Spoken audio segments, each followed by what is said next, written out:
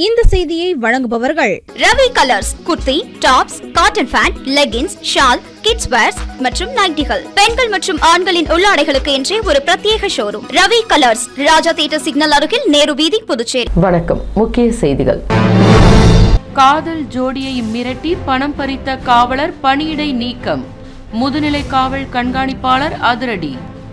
அரசியல்வாதிகளின் உதவியுடன் சேவை என்ற பெயரில் கொள்ளையடிப்பவர்களை கைது செய்ய வேண்டும். முன்னாள் சட்டமன்ற உறுப்பினர் சுவாமிநாதன் வலியுறுத்தல். காமராஜ் நகரில் கரடு முரடாக காட்சியளிக்கும் சாலை, அவதிக்கு உள்ளான பொதுமக்கள்.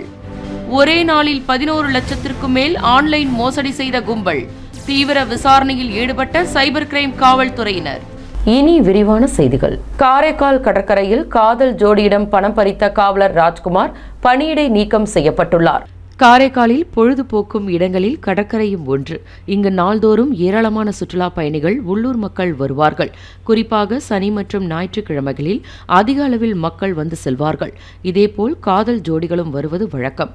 அதேபோல் கடந்த சில தினங்களுக்கு முன்பு காரைக்கால் கடற்கரைக்கு காதல் ஜோடி வந்துள்ளனர்.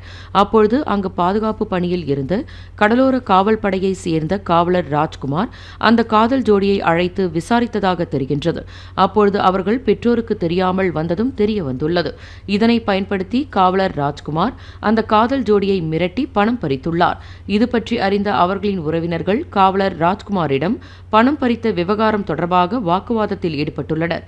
இந்த சம்பவத்தை யாரோ வீடியோ எடுத்து சமூக வலைதளத்திலும் பரப்பியுள்ளனர். மேலும் அந்த காவலர் மீது புகாரும் அளிக்கப்பட்டுள்ளது. இது தொடர்பாக துறை ரீதியாக விசாரணையும் நடத்தப்பட்டு வந்தது. இந்நிலையில் காரைக்கால் முதுநிலை காவல் கண்காணிப்பாளர் மணீஷ் காரைக்கால் கடலோர காவல்படை காவலர் ராஜ்குமாரை பணியிடை நீக்கம் செய்து உத்தரவிட்டுள்ளார். இந்த உத்தரவில் இடைநீக்கம் செய்யப்பட்ட காலத்தில் அவரது தலைமையகம் புதுச்சேரியாக இருக்கும் என்றும், புதுச்சேரி ஆயுதப்படை கமாண்டன்ட்டின் ஒழுங்கு கட்டுப்பாட்டின் கீழ் ராஜ்குமார் இருப்பார் எனவும், ஒழுங்கு ஆணையத்தின் முன் அனுமதி பெறாமல் தலைமையகத்தை விட்டு அவர் வெளியேறக்கூடாது என்றும் முதுநிலை காவல் கண்காணிப்பாளர் மணீஷ் கூறியுள்ளார்.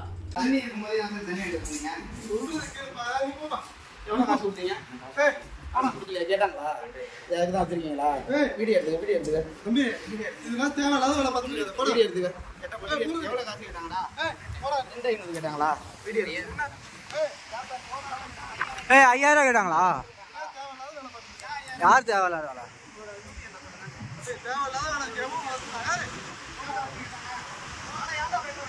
ஏன் பயப்படுற? அங்க வா வாங்க.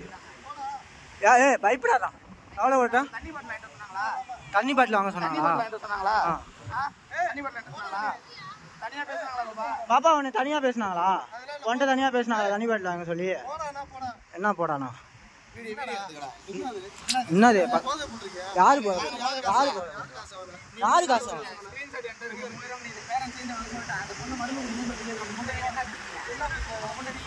அந்த பொண்ணு மருந்து குடிக்கணும்னு சொல்லிட்டு வா இங்க வா. நீ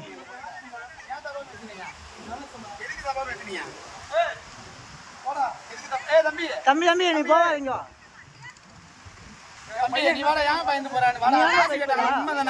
காசு கேட்டாங்களா?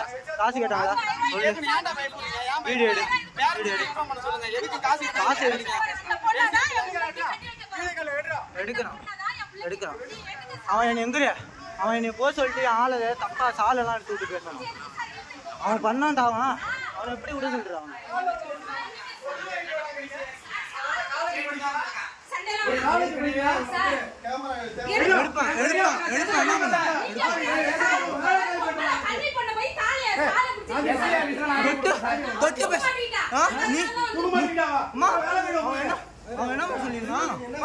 எடுக்கிறியா இல்ல நான் வந்து உன்னை தொட்டு தூக்கவா பண்ணுங்கிறான்பா.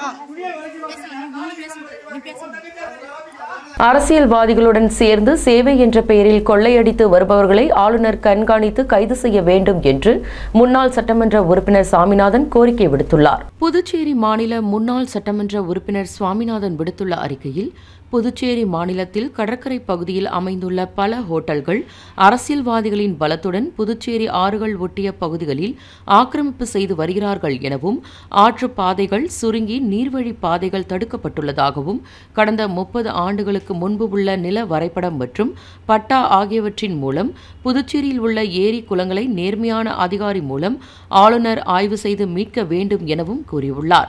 மேலும் தினசரி வாழ்வாதாரத்தோடு போராடும் தெருவோர வியாபாரிகளை அவர்களது கடைகளை ஆக்கிரமிப்பு என்ற பெயரில் அடாவடியாக காலி செய்து வரும் அரசும் அதிகாரிகளும் போலி பட்டா மூலம் கோவில் நிலம் மற்றும் அரசு நிலத்தை அபகரித்தோர் மீது ஆளுநர் நடவடிக்கை எடுப்பாரா எனவும் கேள்வி எழுப்பியுள்ளார்.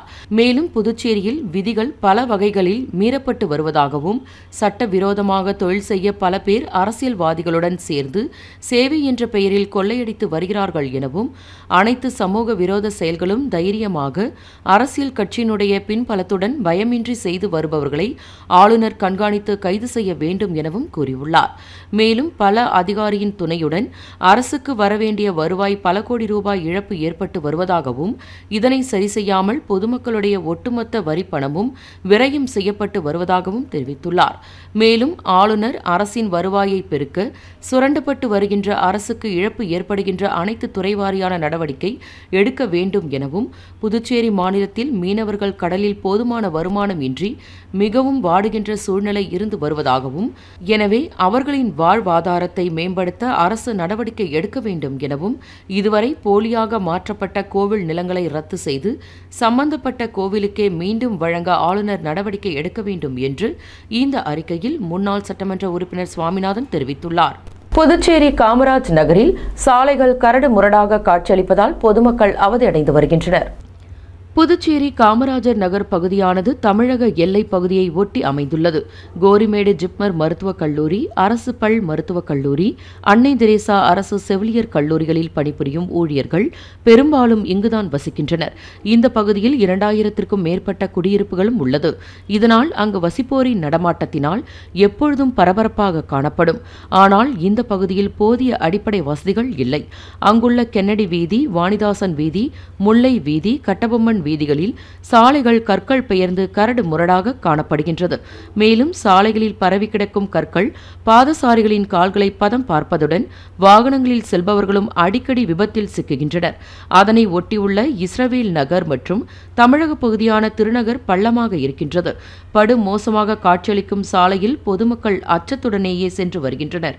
மேலும் இது மட்டுமின்றி இஸ்ரவேல் நகர் மற்றும் பெருமாள் கோவில் வீதிகளில் சாக்கடை கால்வாய்கள் கட்டப்படாததால் கழிவுநீர் செல்ல வழியின்றி சாலையிலேயே வழிந்தோடுகிறது. மேலும் கொசு தொல்லையும் அதிகரித்து வருகின்றது. அங்குள்ள அங்கன்வாடி மையம் பழமையானதாக உள்ளது. மேலும் ஆபத்தான அந்த கட்டிடத்தில் குழந்தைகள் அச்சத்துடன் படித்து வருகின்றார்கள். எனவே காமராஜர் நகர் பகுதியில் போதுமான அடிப்படை வசதிகள் செய்ய சம்பந்தப்பட்ட அதிகாரிகள் நடவடிக்கை எடுக்க வேண்டும் என்று பொதுமக்கள் கோரிக்கை வைக்கின்றனர். ஆன்லைன் மூலம் 5 பேரிடம் 11 லட்சத்திற்கும் மேல் மோசடி செய்த நபர்களை சைபர் கிரைம் காவல்துறையினர் தேடி வருகின்றனர்.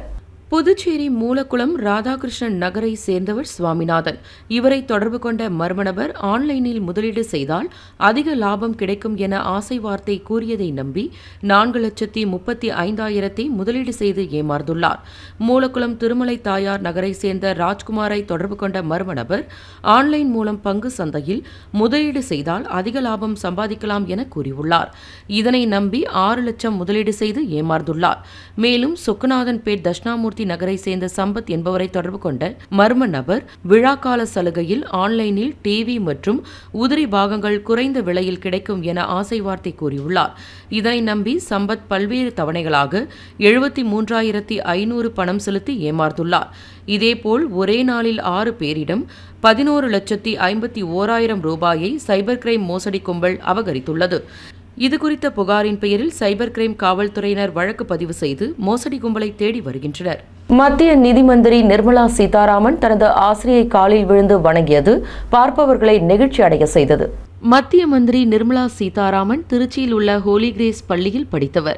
அவர் 10ஆம் வகுப்பு படித்தபொழுது சமூக அறிவியல் பாடம் எடுத்த ஆசிரியை சபிதா அரவிந்தோ சொசைட்டியில் நடைபெற்ற இலக்கிய திருவிழாவில் பங்கேற்றிருந்தார். விழா மேடையில் அவரை பார்த்ததும் மத்திய மந்திரி நிர்மலா சீதாராமன் ஆச்சரியம் அடைந்ததுடன் உடனடியாக ஆசிரியை சபிதாவின் காலில் விழுந்து வணங்கி ஆசிர்வாதம் பெற்றார். அதன்பின் மத்திய மந்திரி நிர்மலா சீதாராமனுக்கு ஆசிரியை சபிதா பூங்கொத்து கொடுத்து வாழ்த்தினார். இந்த காட்சி விழாவில் கலந்து கொண்டவர்களை நெகிழ்ச்சி அடைய வைத்தது. மேலும் ஆசிரியை சபிதா பணி ஓய்வு பெற்ற நிலையில் தற்பொழுது புதுச்சேரி அரவிந்தர் ஆசிரமத்தில் சேர்ந்து சமூக தொண்டுகளில் ஈடுபட்டு வருகிறார் என்பதும் குறிப்பிடத்தக்கது. புதுச்சேரியில் குவிந்த சுற்றுலா பயணிகளால் போக்குவரத்து நெரிசல் ஏற்பட்டு பொதுமக்கள் அவதிக்கு உள்ளாகினர். புதுச்சேரியில் வார இறுதி நாட்களில் வெளி மாநிலங்களில் இருந்து ஏராளமான சுற்றுலா பயணிகள் வருவது வழக்கம். இதேபோல் 22ஆம் தேதி புதுச்சேரியில் சுற்றுலா பயணிகள் குவிந்தனர். இதனால் ஹோட்டல்களில் உள்ள தங்கும் அறைகள் நிரம்பி வழிந்தது. மேலும் புதுச்சேரி பாரதி பூங்கா, அரவிந்தர் ஆசிரமம், மணக்குள விநாயகர் கோவில், நோனாங்குப்பம் படகு குழாமில் சுற்றுலா பயணிகள் குவிந்தனர். அங்கு அவர்கள் நீண்ட நேரம் காத்திருந்து படகு சவாரியும் செய்தனர். இதேபோல் கடற்கரையிலும் பாண்டி மெரினா பீச்சிலும் குவிந்தனர். அவர்கள் அங்கு கடலில் இறங்கி விளையாடி மகிழ்ந்தனர். மேலும் நவ நாகரீக உடையணிந்த இளம் பெண்கள் கடற்கரை சாலை மற்றும் ஒயிட் டவுன் பகுதிகளில் உலா வந்ததையும் காண முடிந்தது. அவர்கள் அங்குள்ள பாரம்பரிய கட்டிடங்கள் முன்பு நின்று செல்ஃபி எடுத்து மகிழ்ந்தனர். மேலும் சுற்றுலா பயணிகள் வருகையால் நகரின் முக்கியமான சாலைகளில் மாலை நேரங்களில் கடும் போக்குவரத்து நெரிசல் ஏற்பட்டது. அப்பொழுது அங்கு பாதுகாப்பு பணியில் ஈடுபட்ட காவல்துறையினர் போக்குவரத்தை சீரமைத்தனர். மேலும் காந்தி வீதியில் ஞாயிற்றுக்கிழமைகளில் மட்டும் நடைபெறும் சண்டே மார்க்கெட்டில் மக்கள் கூட்டம் அலை மோதியது. அங்கு பொதுமக்கள் தங்களுக்கு பிடித்தமான பொருட்களை வாங்கி சென்றதும் குறிப்பிடத்தக்கது. முருங்கப்பாக்கம் கைவினை கிராமத்தின் அருகில் கட்டப்பட்டுள்ள அருங்காட்சியகம் திறப்பு விழா காணாமல் புதர்மண்டி காணப்படுவதால் சமூக ஆர்வலர்கள் வேதனை தெரிவித்துள்ளனர். புதுச்சேரி அரியாங்குப்பம் ஆற்றின் கரையை ஒட்டி அமைந்துள்ள அரிக்கன்மேடு தற்பொழுது புதர்மண்டி கிடக்கும் தோப்பு போல காட்சியளிக்கின்றது. மரங்கள், செடி கொடிகள் மட்டுமே உள்ளன. 17ஆம் நூற்றாண்டை சேர்ந்ததாக நம்பப்படும் கட்டிடம் ஒன்றும் இடிந்த நிலையில் காணப்படுகின்றது. எனவே மீண்டும் மறு அகழாய்வு மேற்கொள்ள வேண்டும் என்று சமூக ஆர்வலர்கள் கோரிக்கை விடுத்து வருகின்றனர். ஏற்கனவே இங்கு அகழாய்வு நடத்திய பொழுது கிடைத்த பொருட்கள் தற்பொழுது ஆளுநர் மாளிகை அருகில் உள்ள அருங்காட்சியகத்தில் வைத்து பாதுகாக்கப்பட்டு வருகின்றது. இது மிகவும் பழமையான கட்டிடமாகும். தற்பொழுது சேதமடைந்தும் காணப்படுகின்றது. இந்நிலையில் அரிக்கன்மேட்டில் கிடைத்த பொருட்கள், அங்கு துறைமுகம் மற்றும் வியாபாரங்கள் நடைபெற்ற இடங்களின் புகைப்படங்கள் இளைய தலைமுறை மாணவர்கள், பொதுமக்கள் கண்டறிய ஏதுவாகவும் புதுச்சேரியில் ஒரு அருங்காட்சியகம் அமைக்க அரசு முடிவு செய்யப்பட்டது. இதற்காக முருங்கப்பாக்கம் கைவினை கிராமத்தின் அருகில் 10 கோடி மதிப்பில் நவீன தொழில்நுட்ப வசதிகளுடன் கூடிய பிரம்மாண்ட அருங்காட்சியகம் கட்டப்பட்டது. இந்த பணிகள் அனைத்தும் முடிவடைந்து திறப்பு விழா காண்பதற்கு தயாராக உள்ளது. ஆனால் 4 ஆண்டுகளுக்கு மேலாகியும் திறக்கப்படாமல் உள்ளது. இந்த அருங்காட்சியகம் திறக்க மத்திய அரசின் அனுமதி கிடைக்காததினால் அருங்காட்சியகம் இன்னும் திறக்கப்படவில்லை. இதனால் அந்த கட்டிடத்தை சுற்றி வளாகம் முழுவதும் புதர்கள் மண்டி யாரும் உள்ளே செல்ல முடியாத அளவிற்கு காணப்படுகின்றது. மேலும் பாம்பு, விஷப்பூச்சிகள் இங்கு அதிகமாக காணப்படுகின்றது. இங்கிருந்து வெளியேறும் பாம்புகள் சில நேரம் அருகில் உள்ள கைவினை கிராமத்திற்குள் புகுந்து விடுகின்றது. இந்த கட்டிடம் சமூக விரோதிகளின் கூடாரமாகவும் மாறி வருகின்றது.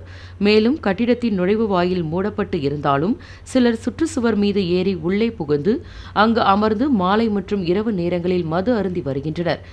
மேலும் வளாக நுழைவு வாயில் பகுதியில் ஆங்காங்கே காலி மது பாட்டில்களும் மது குடிப்பதற்கு பயன்படுத்தப்படும் பிளாஸ்டிக் கப்புகளும் சிதறி கிடக்கின்றன. எனவே அரசு நடவடிக்கை எடுத்து இந்த கட்டிடத்தை சீரமைத்து அதற்கு தேவையான அனுமதியை பெற்று விரைவில் பயன்பாட்டிற்கு கொண்டுவர வேண்டும் என்று பொதுமக்களும் சமூக ஆர்வலர்களும் அரசுக்கு கோரிக்கை விடுத்து வருகின்றனர். அடுத்து வருவது புதுச்சேரியின் இன்றைய தங்கம் மற்றும் வெள்ளி விலை நிலவரம். இன்றைய தங்கம் வெள்ளி விலை விவரம். புதுவையில் இன்றைய தங்கம் வெள்ளி விலை விவரம் வழங்குபவர்கள் முத்து கோல்ட் ஹவுஸ், பாண்டிச்சேரி. தங்கம் 1 கிராம் 6980 ரூபாய். இன்றைய தங்கம் வெள்ளி விலை விவரம். வெள்ளி 10 கிராம் 950 ரூபாய். இத்துடன் ஏஎம்என் செய்திகள் நிறைவடைந்தன. வணக்கம். புதுச்சேரி உங்கள் ஏஎம்என் டிவி செய்திகளை யூடியூபில் உடனுக்குடன் காண ஏஎம்என் டிவி பாண்டிச்சேரி சேனலை சப்ஸ்கிரைப் செய்யுங்கள். பெல் பட்டனை மறக்காமல் கிளிக் செய்யுங்கள்.